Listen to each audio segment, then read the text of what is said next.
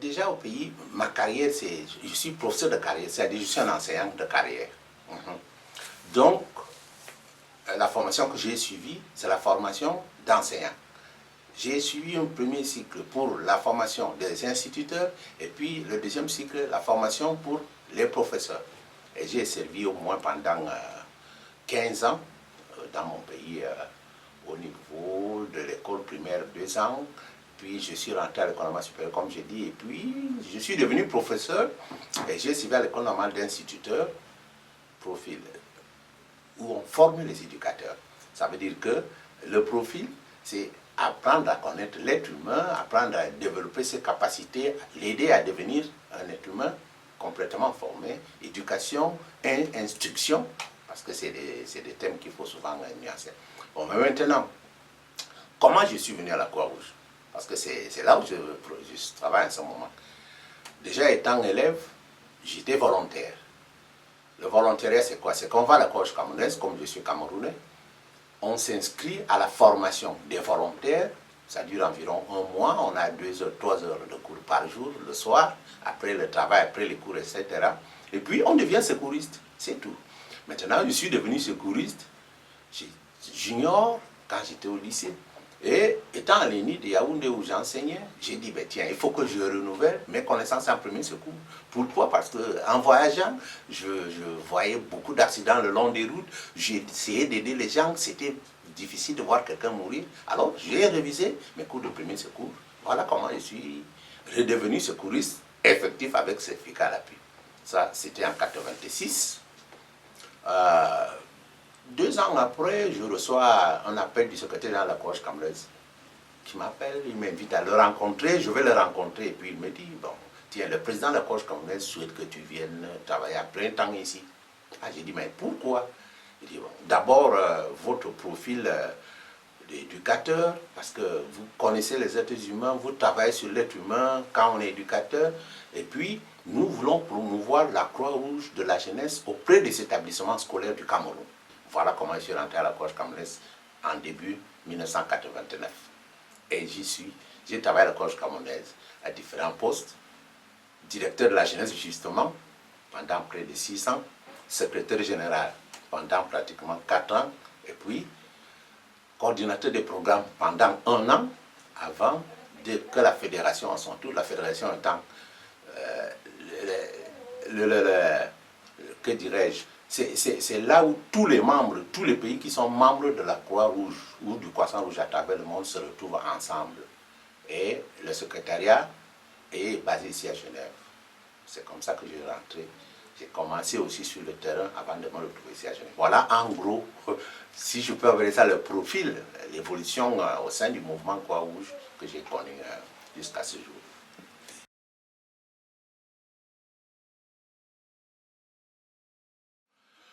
En ce moment, je suis ici au département du soutien à la gouvernance et de la mise en œuvre des décisions des assemblées générales ou des réunions statutaires comme on appelle. Mon rôle consiste d'une part à soutenir le vice-président qui vient de l'Afrique sur les problèmes africains. C'est pour ça que je suis conseiller régional pour l'Afrique. Nous travaillons ensemble pour voir comment apporter les problèmes africains au sein du conseil de direction afin qu'on débatte les problèmes humanitaires qui se posent dans l'Afrique et aussi vice-versa, que les sociétés nationales, Croix-Rouge, Croissant-Rouge d'Afrique, mettent les décisions prises pendant les réunions statutaires en œuvre.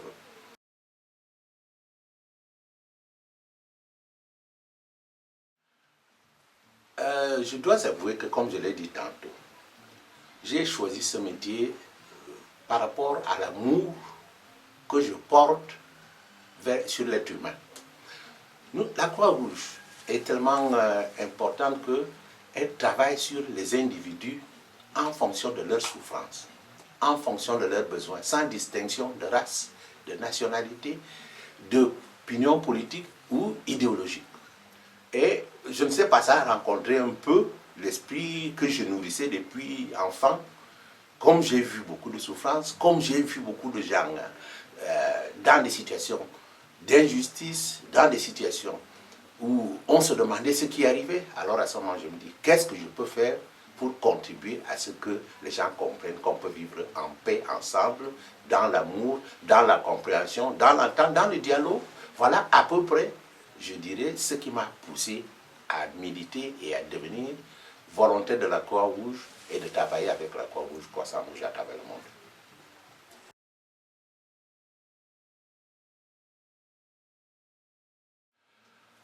Côté positif, que dirais-je? Je crois que le côté positif, pour moi, comme je l'ai dit, c'est d'être sensible à la souffrance humaine, si je résume. Être sensible à la souffrance humaine. Regardez l'homme, l'être humain. Dieu, pour les croyants, ne nous a pas créés pour venir souffrir. Mais il arrive qu'on souffre. On souffre sur sa peau, on souffre par rapport, dans son âme, on souffre moralement.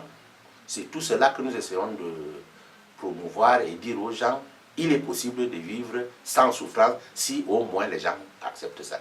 Donc, pour moi, le côté positif, c'est qu'on est toujours à l'écoute des populations qui souffrent. Et je l'ai dit tantôt, et nous le faisons sans discrimination, en toute impartialité. Le côté négatif, je crois que c'est ça que vous avez posé comme question aussi. Le côté négatif, c'est que parfois, on rencontre l'incompréhension sur le terrain.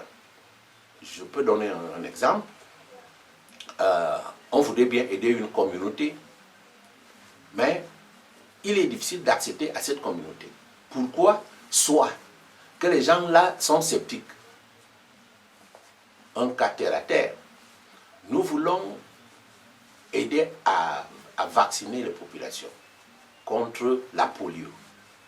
Je tais sciemment le nom du pays. Arrivé là-bas, on dit non, il paraît que vous voulez vacciner les gens pour les empêcher de procréer. Ça a été un scandale, ça a été difficile à gérer, ça a été difficile à expliquer. On a dû arrêter et recommencer toute une campagne pour que les gens comprennent que notre mission n'était pas d'empêcher les gens de procréer, mais de protéger les gens contre la polio qui sévissait dans le pays. C'est un exemple de la tête. Ça, c'est autant de difficultés. Tout comme dans les pays où il y a des conflits armés, il est parfois difficile d'accéder aux victimes. Soit parce que les partis en conflit n'acceptent pas, soit parce que carrément les gens vous disent « vous n'avez rien à faire ici, dégagez ». Alors à ce moment, on est obligé encore de battre campagne, on ne lâche pas prise, on bat campagne, on explique à toutes les parties en conflit que nous ne sommes pas là pour soutenir tel ou tel, mais que nous voulons uniquement nous occuper des victimes de ce conflit.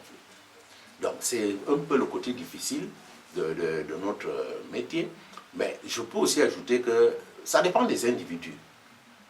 Même au niveau de nos sociétés, si je prends quelques cas en Afrique, où il est parfois difficile de faire comprendre, malgré tous les textes dont on dispose et tous les documents mis à disposition, de faire comprendre à une société nationale comment gérer la société nationale de manière professionnelle et de manière en respectant, de manière à ce que la société nationale puisse respecter les principes fondamentaux qui sont à l'origine, que le mouvement utilise et que le mouvement doit appliquer.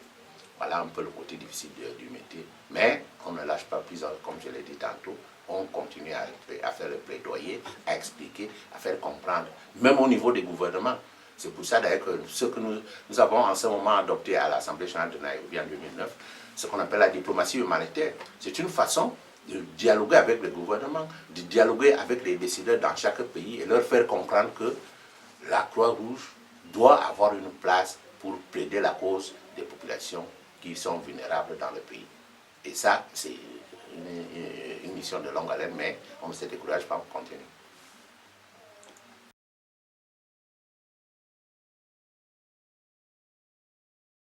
Quelle mission m'a le plus marqué? Je dois avouer que c'est la mission au Burundi, où pendant 2 ans, j'ai vécu la souffrance. J'ai vu les gens souffrir de mes propres yeux. J'ai pu arriver à voir ce que c'est que la souffrance. Et ça m'a beaucoup marqué parce que c'est à ce moment que je me suis dit, ben, il faut que je continue avec la Croix-Rouge, il faut que je continue avec le mouvement. Si on peut expliquer aux gens qu'il est possible de dialoguer, quel que soit le cas, et qu'on arrive à une solution, même si elle ne satisfait pas tout le monde, mais pour vous qui est la paix, ce serait une très bonne chose.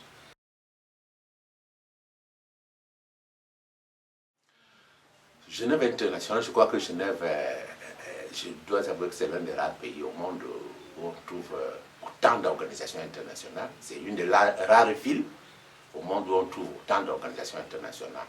Et ce qui est intéressant, c'est qu'effectivement, au niveau de Genève, je sais qu'il y a des structures d'accueil, d'induction qui expliquent à tous les nouveaux arrivants comment est-ce qu'on vit, comment est-ce qu'on peut vivre, et même des activités sociales, des activités éducatives, je crois aussi, qui permettent au brassage de toutes ces communautés internationales. Et je crois que c'est un point positif.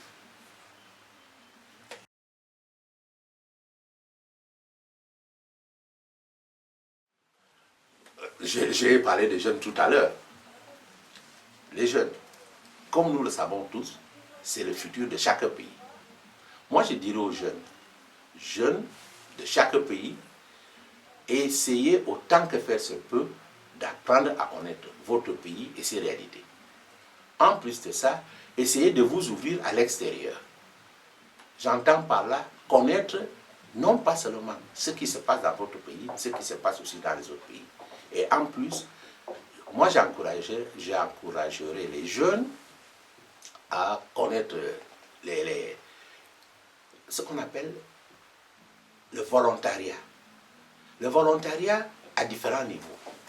Parce qu'au sein du volontariat, on développe l'esprit d'amitié, l'esprit de partage, l'esprit de coopération entre les jeunes. Et c'est l'un. Alors, je peux citer quelques exemples.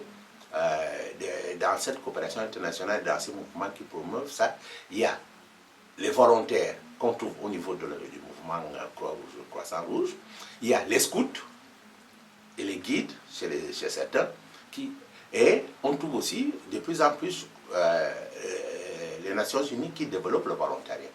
Tout ceci pour permettre aux jeunes de développer l'esprit de paix, l'esprit d'amour, l'esprit de partage, l'esprit de dialogue, l'esprit de tolérance. Nous appelons ces principes-là, au niveau de la Croix-Rouge, on appelle ça les valeurs humanitaires.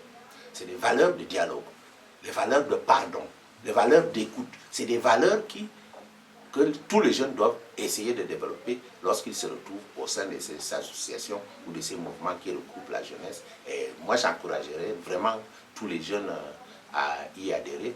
Et ça leur permettrait peut-être d'éviter d'entrer dans des conflits, ça leur permettrait peut-être d'éviter d'entrer dans des situations qui vont compromettre leur avenir, compromettre ce qu'ils auraient souhaité devenir dans la vie, compromettre même leur carrière, etc.